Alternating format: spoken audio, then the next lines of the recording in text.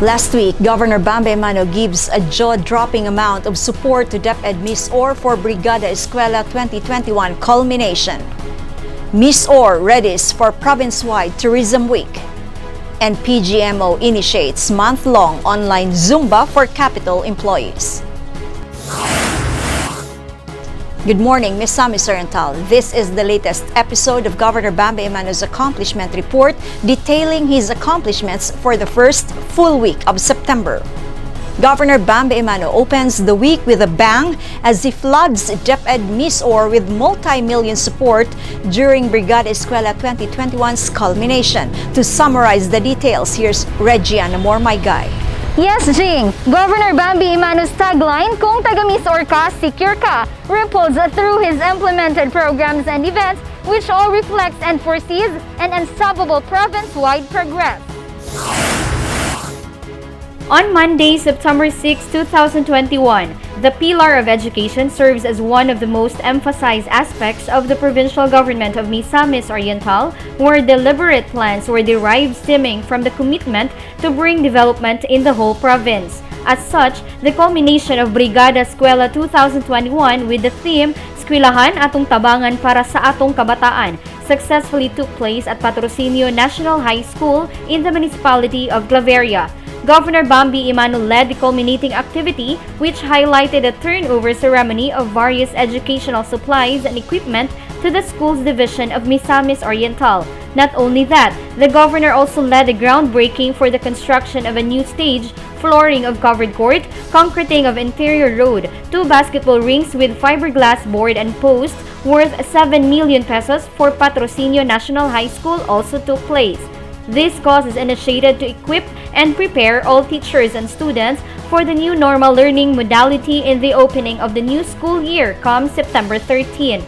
Together with the presence of provincial board members, Claveria Municipal Mayor Honorable Miraluna S. Abrugar, Schools Division Superintendent Miss Or Dr. Jonathan de la Peña, LSB Project Manager Miss Caroline Neri, and LSB Secretary Mr. Jerome Mundo, School Governance and Operations Division Chief Maria Teresa M. Absin, Patrocinio National High School Principal Jose L. Ambunglay, PTA President Mr. Eric Mabilin, Misamis Oriental Public Schools Teachers Association President Miss Maria Asuncion Raffles, MOGS Principal Abdon Bacayana, Provincial ECCD Officer Meridin Lilay Ukot, and ECCD Federated President Miss Marilyn Imea, and Public Schools District Supervisors from District 1 and 2 made the event more significant with their collaborative effort for a lot more educational materials made possible for all learning facilities. Of course, atong makita ang suporta ni Governor Emano sa Department of Education sugod pa sa unang mga panahon, no? Bisan pa gani nitong wala pa siya na gobernador. Salamat kayo, Gob. Salamat kayo, Gob. On the other hand, Provincial Disaster Risk Reduction and Management Office continuously served as guardians against any perilous weather. With this, PDRMO head Mr. Fernando Vincent Sutsubdi Jr. immediately acted upon the risk that a tropical depression may bring after the Philippine Atmospheric, Geophysical and Astronomical Services Administration or PAG-ASA reported the threat of a tropical depression in the province, prompting PDRMO to conduct a pre-disaster risk assessment for Tropical Depression Julina, including the tropical depression forming outside Philippine Area of Responsibility and low pressure area. Following event was declaring the east coast of Misamis Oriental under orange warning level due to the threat of rainfall which heavily affected the municipalities of Magsaysay, Hinguog, Medina, Talisayan, Balinguan, Kinugitan, Sugbungkugon, Binuangan, Salay, Lagunglong, Balingasag, Hasaan, and Villanueva. Corresponding with the Governor Bambi Emano's mandate, securing the safety of all Misamisnons, PDRMO strongly collaborate with all LGUs, MDRMO, CDRRMO, and barangay workers including the national agencies such as the Office of Civil Defense as the implementing arm of NDRRMC, DSWD, PAG-ASA, DPWH, PNP, and AFP. Regina Mormaygay, PIO. PHO's Nutrition Division holds a cooking demo on Tuesday for F1K Bambi, the dietary supplementation program of Gov Bambi Emano for identified stunted children in Magsaysay. To recap the highlights, here's Jane Salimbao. The development of early childhood education, infrastructure improvement, and implementation of programs for children in the province has always been one of the priorities of Governor Bambi throughout his 9 years in office. On Tuesday, September 7, 2021, the Provincial Early Childhood Care and Development Office is now preparing the modified session plan guide for all child development workers in the province. As mandated by the ECCD Council, the ECCD learning implementation for school year 2021 to 2022 shall still be conducted via CPBAV or center-based program conducted in alternative venue. Thus, the office crafted 2 sets of modified session guides, one for the Pre-Kinder 1 and one for Pre-Kinder 2, which contains activities which will help in children's learning development. On the same day, the provincial government of Misamis Oriental, through the Provincial Health Office Nutrition Division, conducted a cooking demo of rice mongo sesame cereal and actual feeding to identified stunted children in municipalities of Magsaysay and Talisayan. This is concerning the F1 Key Bambi, or first 1,000 days tutukan, bililuhon ang mga bata ipalambo, with dietary supplementary program funded by the local government of Misamis Oriental worth 1.6 million in response to Republic Act 11148 or the Kalusugan at Nutrisyon ng Magnanay Act. The event was joined by the municipal and city nutrition action officers, barangay captains and officials, and barangay nutrition scholars, along with the respective parents who learned a lot on how to cook nutritious cereal for their children. And lastly, on Tuesday, Governor Bambi Emano spearheaded the Regional Development Council 10 Infrastructure and Utilities Development Committee third quarter meeting for 2021 via Zoom. Present in the said meeting were Land Transportation Office Region 10 Director Nelson Manaloto, National Vice President for the Institute of Electronics Engineer of the Philippines, Engineer Ulrich Uy, and other dignitaries. Discussed and presented were the accomplishments and proposals of all participating members from their respective national agencies. Alongside, Director Nelson Manaloto discussed the importance of Republic Act 4136 or the Land Transportation and Traffic Code and the Joint Memorandum Circular 2018-001 of the Department of Transportation, DPWH, DILG, talking about the guidelines and standards for the classification of roads, setting of speed limits, collection of road crash data, and the importance of responsible driving. Engineer Ulrich Uy discussed about the Senate Bill 1742 or House Bill 299 or the Philippine Spectrum Management Act, where the government and radio frequency spectrum will allocate services for providers capable of efficient and effective telecommunication services for public demand. This is just a few of the discussion made in the said meeting, which serves as a great stepping stone for the further development of the whole province. Jane Salimbao, PIO. The respective efforts of PAGRO and the Provincial Tourism Office on Wednesday sweeps all challenges that threatens the livelihood of Misamisnans. To give us a run-through, here's Jebson Patluna. Yes, Jing, PAGRO dominates the events for Thursday, expanding Misamis Oriental's agriculture programs to more farmers. On Wednesday, to further develop the sericulture industry of Misamis Oriental, the Provincial Agriculture Office visited a beneficiary from the municipality of Opol.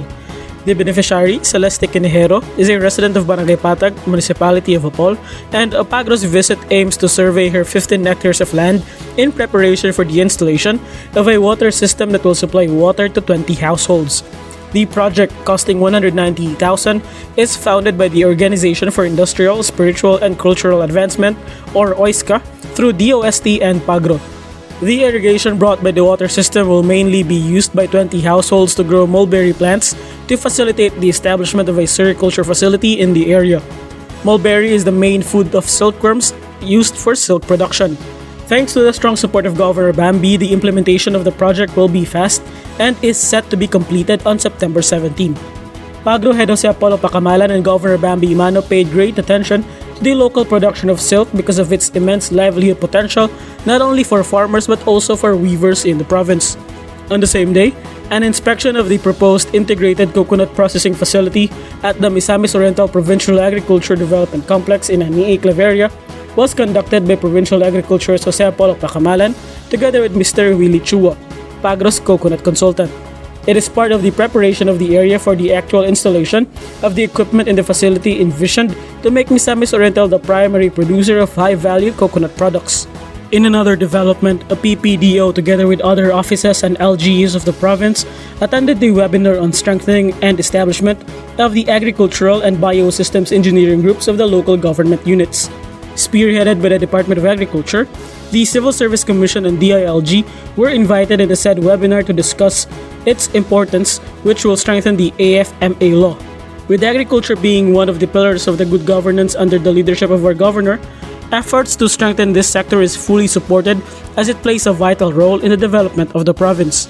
And lastly, Misamis Oriental, in celebration of World Tourism Day and National Tourism Week, starts September with the creation of the Explore Miss Or TikTok account and the launching of the Explore Miss Or jingle, featuring some of the province's stunning tourist destinations.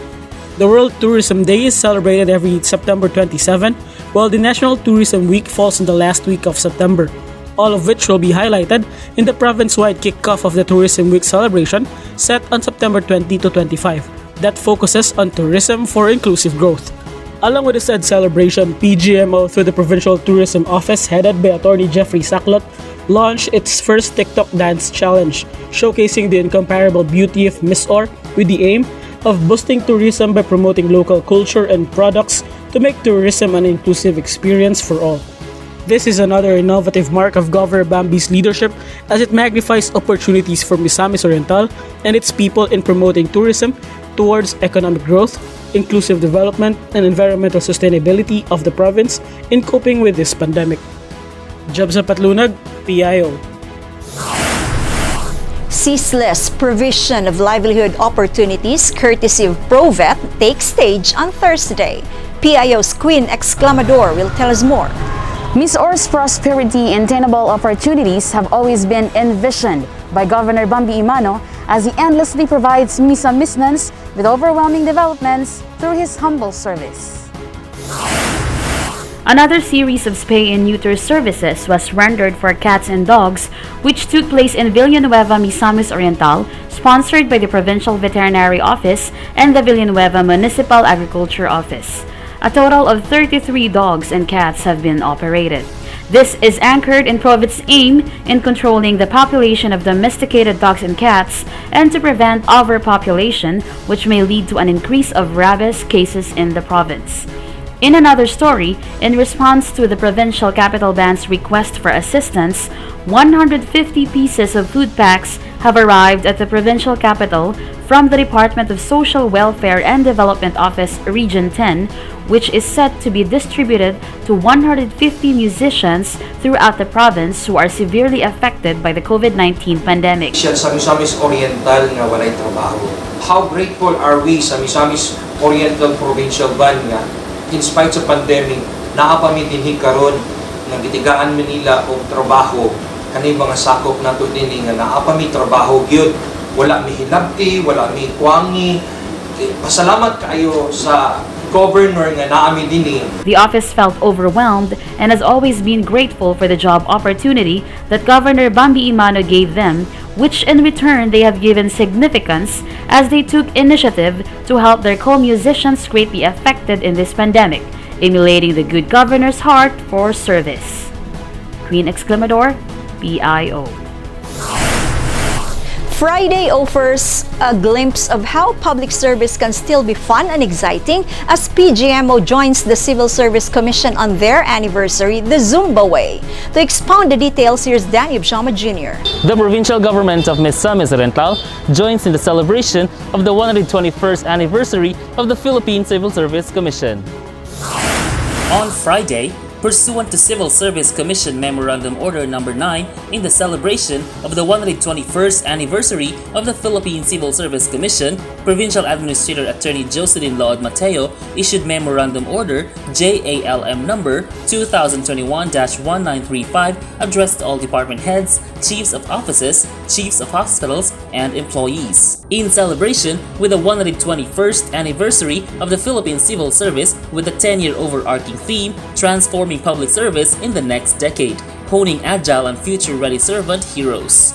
The provincial government will give a 30-minute time off from work to all employees to encourage everyone to join the online Zumba every Friday at 3 p.m. until 3:30 p.m. for all Fridays of September. Various capital offices and departments joined the pilot day of the activity. The Provincial Information Office, for example, enjoyed the online event for it promotes physical fitness. With this activity, not only does Governor Bambi Emano promote physical well-being for all capital employees, but also encourages camaraderie to all groups joining the activity. Additionally, on Friday, as per Memorandum Order JLM number 2021-1948, the Human Resource Management Office encourages all capital employees to watch the AVP on RA 6713 in all offices of the provincial capital at 12 noon.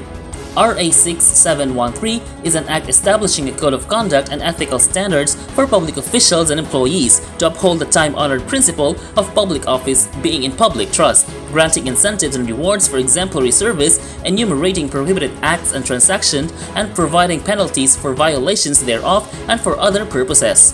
Various offices of the provincial capital participated in the said activity. Moreover, the Negosyo Center of Misamis Oriental, together with PPDC Stanley B. Oriarte, had a virtual meeting to assist the startup company named Kapili Trading, a trading manufacturing company that is planning to put up their investment in Misamis Oriental. Their operation involves collecting, processing, and trading waste human hair to local and export markets or manufacturing it into other byproducts that can be used in agriculture, construction, fashion, food and material packaging, and many more. The venture is believed to create inclusive economic development in the province, which will be of great help to a lot of small business owners and their employees to have additional means of income amidst the pandemic and help the constituents have a sustainable alternative income stream that does not require any skills training, startup capital, or technical knowledge. More coordination meetings will take place as soon as necessary documents are in place. Furthermore, Attorney Nadia Emano Elipe turned over 1-foot valve and 1 water hand pump and 8,000 pesos cash to Zone 5, Baluarte, Taguluan for their water system. Zone 2B of the same barangay also received 1 water hand pump. Danny Vertidazo Shama Jr., PIO.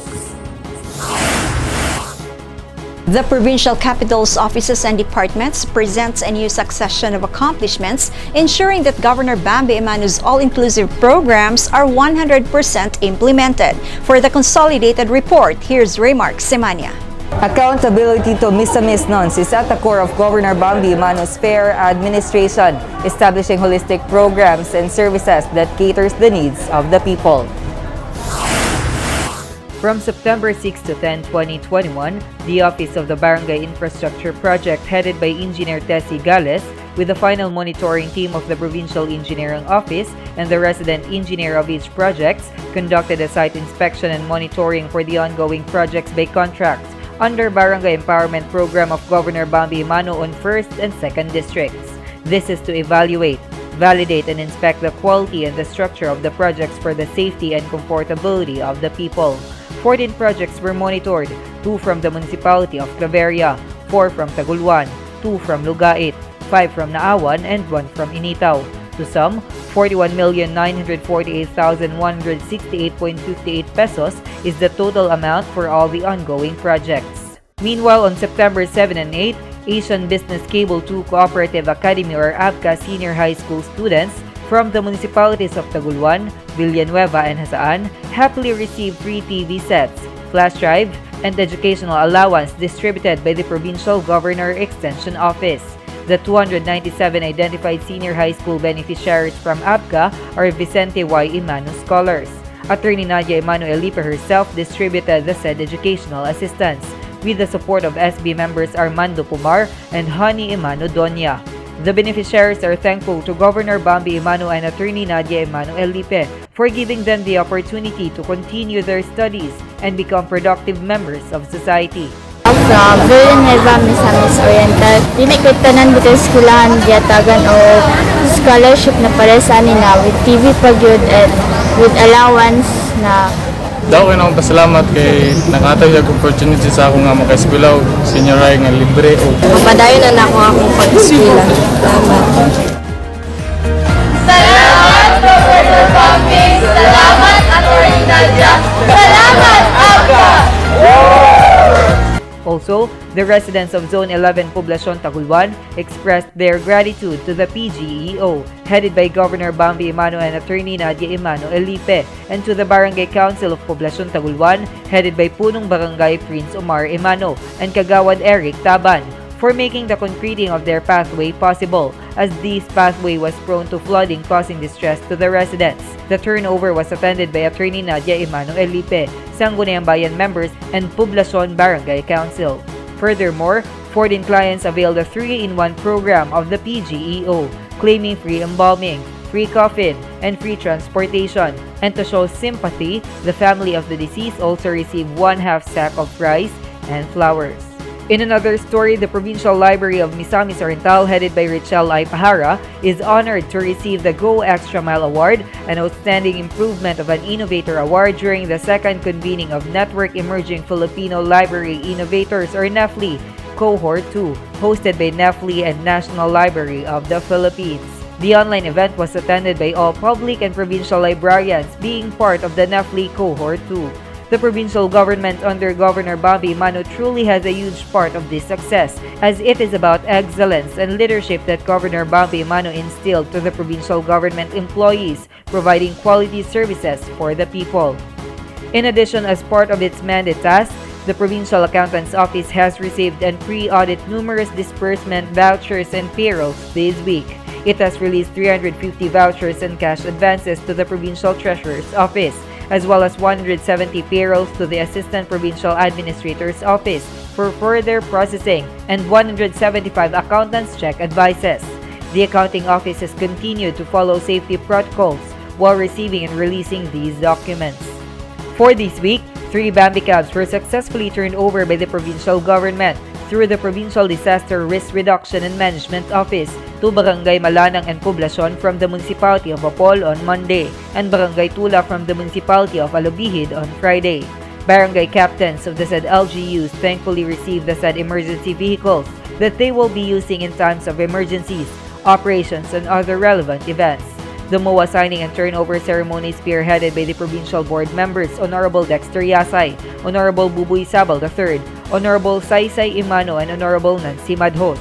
Governor Bambi Emano knows that the emergency response vehicles are much needed, and it is his one way to serve the people. So dako kayo mi pasalamat sa Barangay Council, sa katawhan sa Barangay Tula nga nakabaton kami sa kaygayonan nga ang among barangay natagaan gyud og mga dako nga pagtagad sa atong halangdong gobernador Bambi Emano nga matagaan kami og Bambi Cup. Moreover, the Provincial Social Welfare and Development Office conducted an intake interview to 109 individuals which are heavily affected by the COVID-19 crisis from Barangay Santa Cruz, Barangay Baluarte, and Barangay Poblacion in the Municipality of Tagulwan. This is an initiative of Attorney Nadia Emano Elipe, whose main purpose is to help her fellow Tagulwanos in these very challenging times. Still for this week, Governor Bambi Emano, through the Provincial Social Welfare and Development Office, turned over 21 sacks of rice for Misamis Oriental Integrated Sports Center staff and 15 sacks of rice to the Municipality of Villanueva in coordination with board member Virgilia Bindumadag. The office also turned over 140 food packs to senior citizens from the Municipality of Libertad. The said assistances were given to the beneficiaries found to be heavily affected by the COVID-19 pandemic. Still another 50 deserving child development workers in the province are set to receive Android Bambi TVs from Governor Bambi Emano as additional facility for their child development centers. These TVs would be of great help to the 50 child development workers, most especially now that we are being faced with the challenges brought by the COVID-19 pandemic. Rest assured that with Governor Bambi Emano's leadership, quality early education for our children will always be on top of his priorities. In addition, in line with the celebration of Bayanihan Bulili 2021 conducted by the Provincial ECCD Office for the 2nd District of the province, Governor Bambi Emano through ECCD distributed 2 million worth of disinfectants to 411 child development workers from 756 child development centers in the province. This is to disinfect the child development centers and protect our learners. Representing Governor Bambi Emano were board member Dexter Yasay, Board Member Buboy Sabal, and Board Member Saysay Emano. Also present in the event were Attorney Nadia Emano Elipe, City and Municipal Social Welfare and Development Officers, ECCD focal persons, and the local chief executives. Dako kayo ang among pasalamat gog niining telebisyon nga imong ihatag kanamo. Salamat kaayo para kini aron ang among pagtudlo sa mga kabataan masayon. Equally, in line with the expanded program on immunization, on September 6 to 10, the Provincial Health Office distributed 3,000 doses of Sinovac and 280 vials or 4,200 doses of Moderna vaccines for the LGUs. The PHO vaccination team, assisted by the PDRMO, also inoculated 30 individuals with Moderna vaccine. For the surveillance and COVID-19 response team, the personnel swabbed 34 individuals and risk-assessed 12 individuals, while Animal Bite and Treatment Center served 41 patients, where 12 of which are new cases. Also, the PHO clinic accommodated 20 patients, where 5 of which includes employees who exhibited influenza-like illnesses, and 8 for other reasons who seek for medical consultation. And for mental drug-induced psychosis program, 18 patients were served by the office, of which 2 of them are new mental health cases. Magpasalamat lang ko dako kay Governor Bambi Emano nga dako kay siyang nakatabang sa anak ko. And lastly, the Travel and Arrival Committee, with the aid of the Provincial Tourism Office, PESO, IKNB, the Bids and Awards Committee, and the Provincial Legal Office, ensures that Misamis arrive safely in the province and in their respective municipalities, taking care of their immediate requirements and concerns. 83 ROFs and 412 LSIs were assisted during the week, with 26 returnees assisted at Marian Suites. The provincial government has already assisted 28,715 returning Misamisnans in total from May 2020 up to present, with a total of 2,170 billeted at Marian Suites. Raymark Simania, PIO. Governor Bambi Emano's 9 years of governorship erased all the doubts of those who do not believe that Misamis Oriental has what it takes to be on the center stage. 290 days from now, he will lay down his responsibilities as governor, but not his commitment to public service and his dedication to uplift those who are at the bottom. For the foundations he has laid will not only answer the needs of the present, but also the difficult demands of the future. Jinky Receipt, PIO.